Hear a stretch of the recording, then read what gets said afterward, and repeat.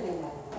그래서 참 여러 가지 의미가 있는 날이지만 하나님께서 오늘 여러 가지 상황 때문에 저희 오늘 이렇게 여러분들을 초청하지 않았고 오늘 예배 창립 예배를 좀 한 달 안 되게 좀 며칠을 좀 미뤄보려고 합니다. 며칠을 미뤄서 창립 기념주일 행사를 같이 함께 하려고 합니다. 예, 오늘은 맥주 감사절입니다. 또 맥주 감사절이기도 하고요. 또 이게 성경 강림 셋째 주일이지만 맥주 감사절에 대해서 우리가 조금 더 살펴보고 그리고 오늘 말씀을 들어가려고 합니다. 맥주 감사절은 6월절 이후 7주를 지난 바로 그 다음 날을 맥주 감사절 77절로 드립니다. 과거에는 구약시대에는 하나님께서 유대인들에게 6월절, 77절, 초막절 이렇게 이 세 가지 절기를 허락하시면서 그 세 개의 절기를 잘 지킬 것을 하나님께서 명령하셨습니다. 거기에 맞춰서 또 그 당시에는 그 맥주 감사절, 즉 77절을 하나님께 영광을 돌렸는데 오늘날 우리에게 있어서는 이 맥주 감사절을 이게 맥주 감사절이 7월 첫째 주 주일이거든요. 그래서 그 6개월 그러니까 상반기 1년 중에 상반기를 하나님 앞에 감사함으로 은혜 가운데 잘 지냈습니다라고 감사하는 의미로 또 예배를 드리고 또 남은 그 6개월을 주님의 은혜 가운데 감사함으로 영광 돌릴 수 있는 그런 반년이 되게 해달라고 하나님 앞에 또 기도하며 또 예배하며 그런 나가는 그런 귀한 시간이 좀 있습니다. 또 감사할 일이 많아졌으면 좋겠어요. 또 우리는 그 6개월을 또 어떻게 보내야겠습니까? 감사하며 보내야 하나님께서 데살로니가전서 5장 16절 말씀을 통해서 항상 기뻐하라. 그리고 또 범사에 감사하라. 또 쉬지 말고 기도하라. 이렇게 말씀하셨는데 우리는 그 범사에 감사하라는 그 말씀을 잊지 말고 뭐 살다 보면은 어려운 일도 있고 고난 받는 일도 있고 행복하지 않은 일도 있지만 그럼에도 불구하고 우리는 그 명령을 소중하게 여기면서 범사에 감사하며 살아가는 저희 모두가 되시기를 바랍니다. 예. 오늘 말씀을 들어가겠는데요. 말씀을 보시면 오늘은 예수님께서 지난주에 이어서 예수님께서 그 갈릴리 사역을 마치시고 예루살렘으로 들어가시는, 그러니까 예루살렘으로 가시는 그 길 여행하시는 도중에 일어난 일입니다. 그때 예수님께서는 70인을 세우시며 추수할 일꾼이 적다. 추수할 것은 많은데 추수할 일꾼이 적다. 이렇게 말씀하십니다. 그러면서 또 덧붙여서 말씀하시기를 어린 양을 이리에게 보내는 것처럼 아주 안타까운 그런 마음을 가지시고 말씀하시는 그런 모습을 보게 됩니다. 그리고 그들에게 일러주시기를 아무것도 갖지 마라. 배낭도 전대도 아무것도 메지 말고 그저 아무것도 너희들이 입은 그대로 그냥 그대로 가기를 말씀하십니다. 그리고 어느 집이든지 들어가게 되면 환대를 받고 먼저 평안의 인사를 해라. 먼저 너희들이 평안의 인사를 하라고 이렇게 부탁하십니다. 그리고 그곳에 가서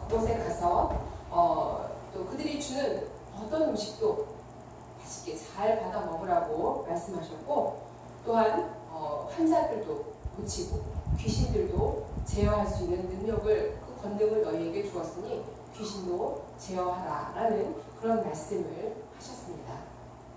그리고 가장 중요한 말씀은 하나님의 나라가 가까이 왔다라는 이 말씀을 꼭 전하라고 이렇게 말씀하시는 그런 모습이 오늘 1절부터 11절 또한 16절에서 20절 말씀을 통해서 우리는 볼 수가 있습니다.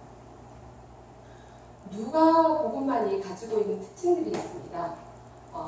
사실은 예수님께서 12명의 제자들을 파송하시면서 전도를 하시는 그 모습을 볼 때에는 이와 같은 모습들이 있긴 했습니다. 그런데 70인을 따로 세우시면서 그들에게 이렇게 또 하라고 파송시키는 모습은 다른 공간 복음에는 나와 있지 않고 이 누가복음만이 이 말씀을 전하고 있습니다. 누가복음의 그 저자만이 이 모습을 기록하고 있습니다. 여기에 대해서 우리가 좀 어떤 생각을 좀 해볼 수 있냐면요. 구원은 너무나도 지금 임박해 있다.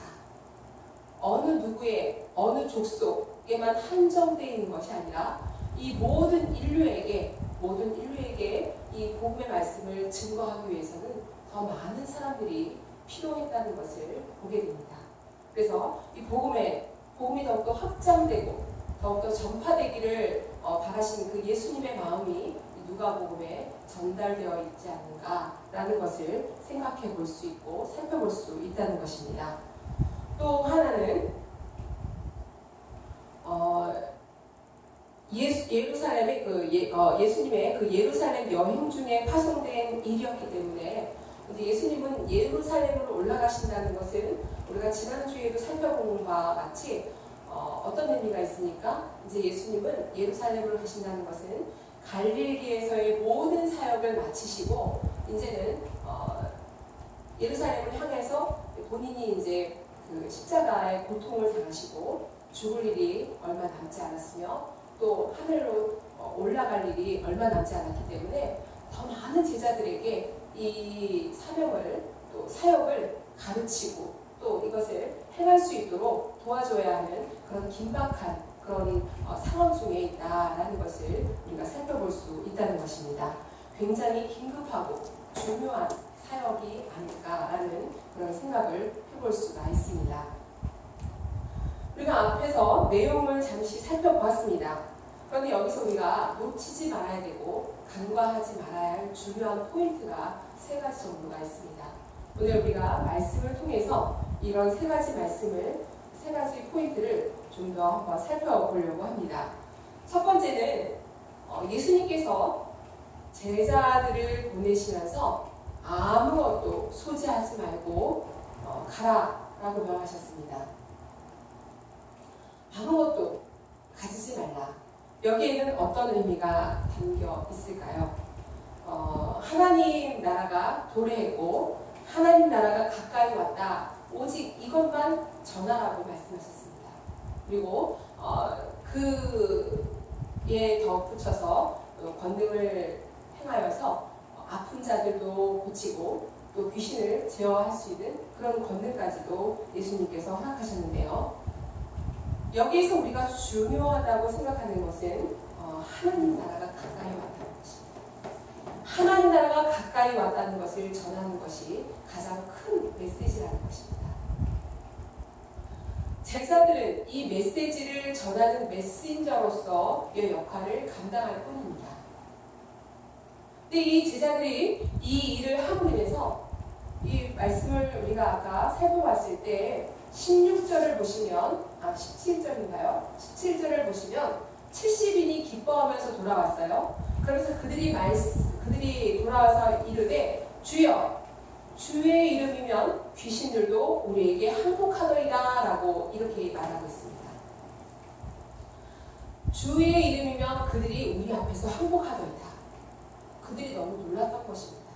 이 제자들이 자신들이 주의 이름으로 귀신들을 제어할 수 있는 그런 권능을 보였던 것이 그들 스스로도 너무나도 대견하고 기특했던 모양입니다. 이것을 보면서 우리가 느낄 수 있는 것은 사실은 이 권능이 어디에 있는 것입니까? 그들에게 있었던 것이 아닙니다.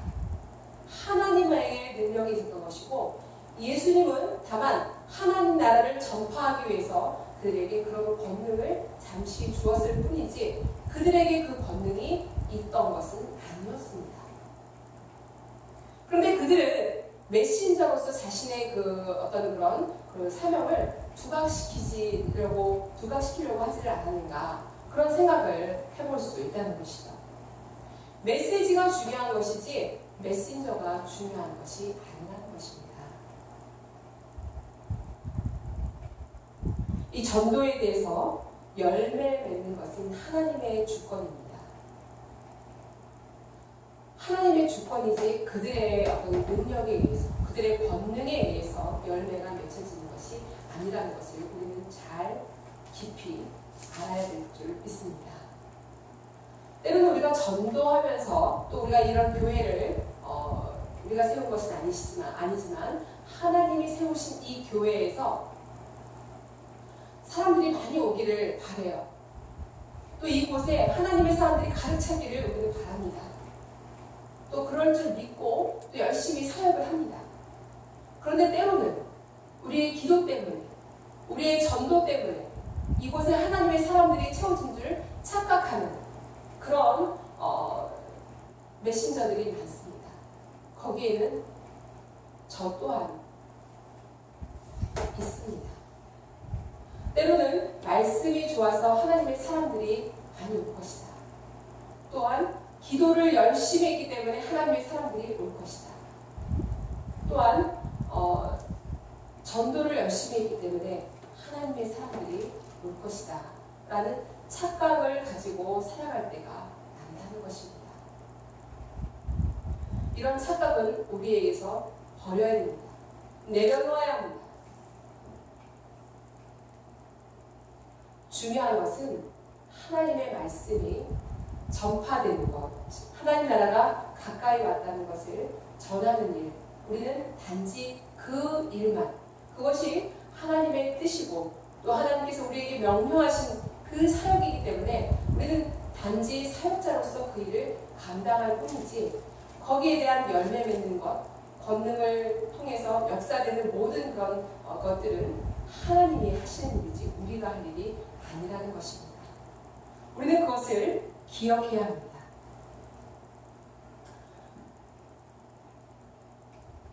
전도는 우리에게 있어서 당연한 것이고 필수적이고 긴급한 것이기 때문에 하나님인 것을 우리가 기억해야 되고 이 사명에 대해서 감사함으로 감당할 수 있어야 될 줄 믿습니다.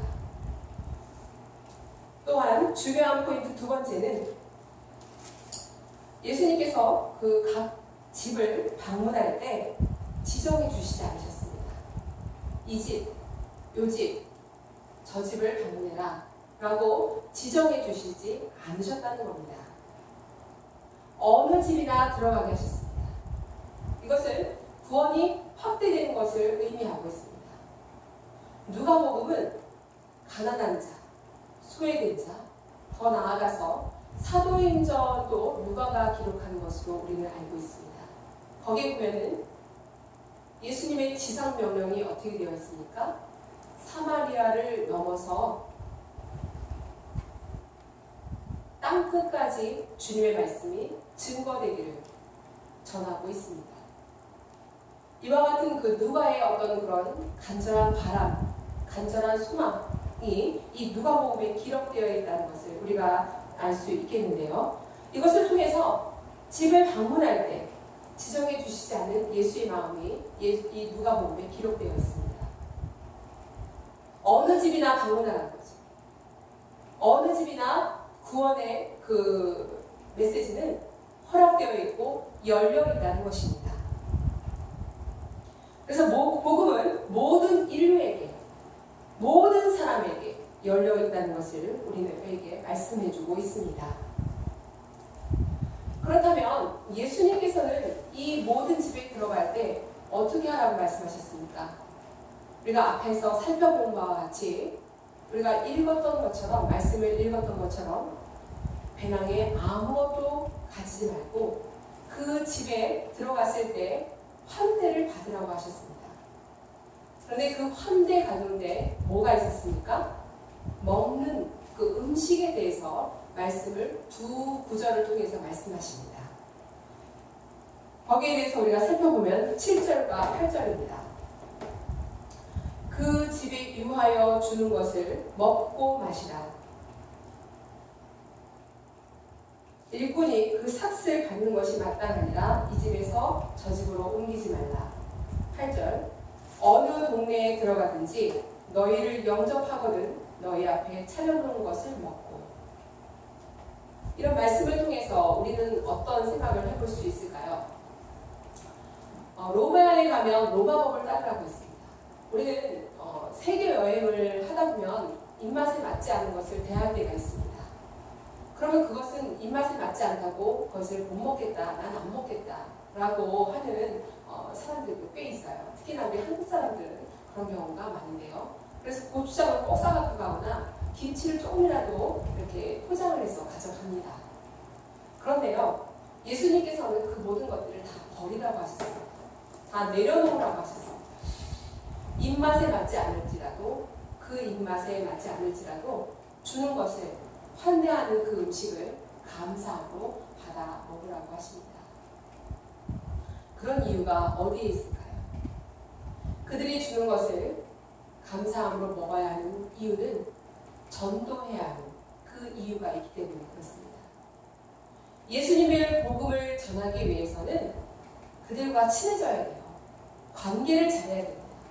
그들의 호의를 정말 친절하게 감사함으로 먹을 수 있어야 합니다. 사실 이 70인들은 어떤 사람들입니까? 유대 문화에, 유대 관습에 철저하게 녹아든 사람들입니다. 특히나 그 유대 문화에는 어떤 문화가 있습니까? 먹지 말아야 될 것이 너무나도 많습니다. 특히나 돼지 고기를 먹으면 안 되죠. 뭐 발톱이 있는 것, 뭐 털이 있는 것, 피째 먹지 마. 뭐 이런 관습들이, 그런 문화에 굉장히 젖어든 그런 사람들이 바로 유대인들입니다.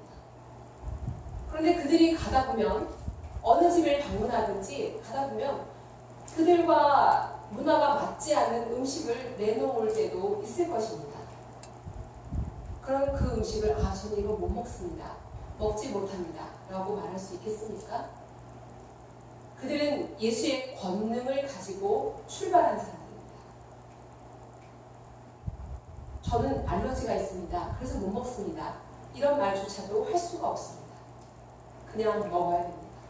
그들의 호의를 친절하게 받으며 먹을 수 있어야 됩니다. 이것이 바로 전도인의 역할입니다. 메신저의 역할입니다. 그들이 가지고 있는 모든 문화, 가지고 있는 생각, 젖어 있는 그런 모든 관습들, 전통들, 이 모든 것들을 다 내려놓고 그들 앞에 가서 정말 낮은 자의 모습으로 다가가야 되는 것이 바로 이 메신저, 전도자의 역할인 것입니다. 저는 이 말씀을 대하면서 제 자신을 들여다봤습니다. 얼마나 부끄럽든지. 저는 먹지 못하는 것도 많거든요. 그리고 또 이렇게 먼저 제 생각이 먼저 앞설 때가 많습니다. 먼저 판단할 때가 많습니다. 이런 모든 것들이 굉장히 전도자의 역할에 있어서 방해꾼이고 또 안 좋은 그런 부정적인 모습이라는 것을 다시 한번 발견하게 되었습니다. 그러면서 앞으로도 전도를 해야 되는 사명을 가지고 있는 저로서는 좀 더 낮은 모습으로, 좀 더 친절한 모습으로, 좀 더 상냥한 모습으로 호의를 베풀어야 하는 그런 하나님의 사람인 것을 깨닫고 앞으로 그렇게 살아야겠다, 그렇게 전도해야겠다, 그런 생각을 해보았습니다. 마지막에 중요한 포인트는 샬롬입니다. 샬롬, 평화를 빌어주어야 하는 것입니다. 사실 우리가 오늘 말씀 앞에 9장에서 이미 지난주에 살펴본 바가 있습니다. 예수님께서 예루살렘으로 올라가시기 위해서 잠시 사마리아의 땅을 들려야 할 이유가 있었습니다. 그런데 그 사마리아 지역을 갔을 때 내가 이 땅을 좀 지나가겠다라고 그 일꾼들을 잠시 보냈습니다. 사자를 먼저 보냈죠. 그런데 그 사자들을 보냈을 때 사마리아인들이 역시나 그 배척하는, 예수님을 배척하는 그런 모습을 봅니다. 그때 그 제자 둘, 요한과 또 한 명의 제자가 뭐라고 얘기했습니까?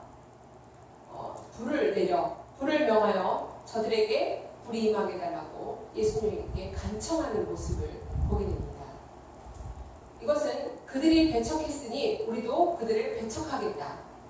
눈에는 눈, 이에는 이라는 그런 모습으로 대하는 그들의 모습을 볼 수 있었습니다. 전도를 하다 보면요, 배척당하는 일, 배신당하는 일이 수도 없습니다. 너무나도 많습니다. 그런데 이들은 그들의 그 배척에 똑같이 폭력적으로 행하면 안 됩니다. 무조건 샬롬, 평안을 빌고 복을 비는 그런 모습으로 대해야 되는 것입니다. 이것이 바로 예수님의 전도 방법입니다. 우리는 너무나도 잘하고 있다고 생각합니다. 잘 해야 됩니다. 그런데 그것이 잘 안 돼요. 쉽지 않습니다. 먼저 그들이 배척하면 벌써 이미 마음에서 너무나도 속상하고 분노가 되고 또는 때로는 위축도 됩니다. 그러나 그 모든 것들을 빨리 수습해야 합니다. 빨리 수습하고 그럼에도 불구하고 예수님께서 그들이 배척을 하고 또한 그 인사를 문안을 받지 않았을 때는 거기서 머물지 말고 빨리 떠나라고 하셨습니다. 그렇게 해도 평안을 빌었을 때 그들이 그 평안을 받지 않았을 때 그 빈 평안은 그들에게 임할 것이고 온전한 평안이 그 평안을 빌었던 너희들 그 제자들에게 임할 것이다 라고 예수님께서 위로의 말씀을 하십니다. 이처럼 우리는 그 위로를 가지고 가는 겁니다. 예수님은 이미 모든 것을 다 알고 계셔요. 우리가 전도할 때마다 위축당할 필요가 없습니다. 그냥 또 소심할 필요가 없어요. 그냥 당대하게 하나님의 권능을 가지고 나가서 전도하는 것입니다. 그리고 오히려 그들에게 예수를 믿게 해달라고 복을 비는 그런 지혜로움도 우리에게 있어야 될 줄 믿습니다. 그것이 바로 전도자로서의 역할을 감당하는 것입니다. 결론을 맺으려고 합니다. 전도가 쉽지 않습니다. 예수님께서도 말씀하셨습니다. 뭐라고 하셨습니까? 너희들을 보내는 것이 어린 양을 이리에게 보내는 것처럼 너와도 이 팍팍한 세상에 너희들을 보내는 것처럼 안타깝고 또 어려운 일이다. 고난이 되는 일이기도 하다. 라고 예수님은 말씀하셨습니다. 그렇지만 당연히 하나님의 사람들은 이 일을 감당할 수 있어야 합니다. 힘든 일이지만 감내해야 합니다. 때로는 아무것도 들지 않고 아무것도 가지지 않고 친절한 모습으로 평화를 비는 그런 일을 우리는 감내해야 합니다. 거지처럼 그들이 주는 그 호의에 또 감사함으로 받아들이는 그런 지혜로운 모습도 우리에게 있어야 됩니다. 예수님은 추수할 일은 많지만 일꾼이 적다고 말씀하십니다. 이처럼 이 전도하는 일이 너무나도 쉽지 않다는 겁니다. 또 이 일을 감사함으로 적극적으로 감내하려는 그 일꾼들조차도 이 땅에 너무나도 없습니다. 적습니다. 많지 않습니다. 하려고 하지 않습니다. 이것이 예수님이 고민하던 그 고민 중에 하나였습니다. 그러나 우리는 그 일을 감당해야 됩니다. 기쁨으로 감당해야 됩니다. 무엇을 가지고 감당해야 됩니까? 우리가 드러나는 것이 아니라 메신저로서의 우리의 모습이 드러나는 것이 아니라 오직 하나님 나라가 선포되어야 되는 것. 바로 이것 하나면 됩니다. 이 말씀 하나만 붙잡고 우리는 당연히 해야 할 그 일을 감당해야 될 줄 믿습니다. 그랬을 때, 그렇게 순종했을 때 우리의 이름이 하늘에 기록되는 그 영광이 우리에게 있게 될 줄 믿습니다. 그것이면 됩니다. 예수님께서도 20절 말씀을 통해서 이렇게 말씀하셨습니다. 귀신들이 너희에게 항복하는 것으로 기뻐하지 말고 오직 너희의 이름이 하늘에 기록된 것으로 기뻐하라 라고 말씀하신 것처럼 우리가 정말 그 기뻐하시는 그 하나님의 그 얼굴, 우리의 이름이 하나님 나라에 기록되는 그 기쁨 하나로 우리는 만족하고 전도 사명을 감당해야 될 줄 믿습니다.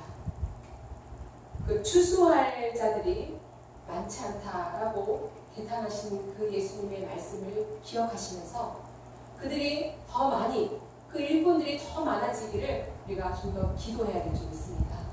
복음의 일꾼들이 더 많아져서 하나님의 복음이 더 많이 전파되어 정말 그 지상 명령이 이 땅에 실현되는 그런 귀한 일들을 감내하는 그런 모습들이 우리 안에서 있어지기를 간절히 소망합니다. 그래서 우리 모두가 주님을 기쁘시게 하는 일에 동참하는 우리 모두가 되시기를 간절히 소망합니다.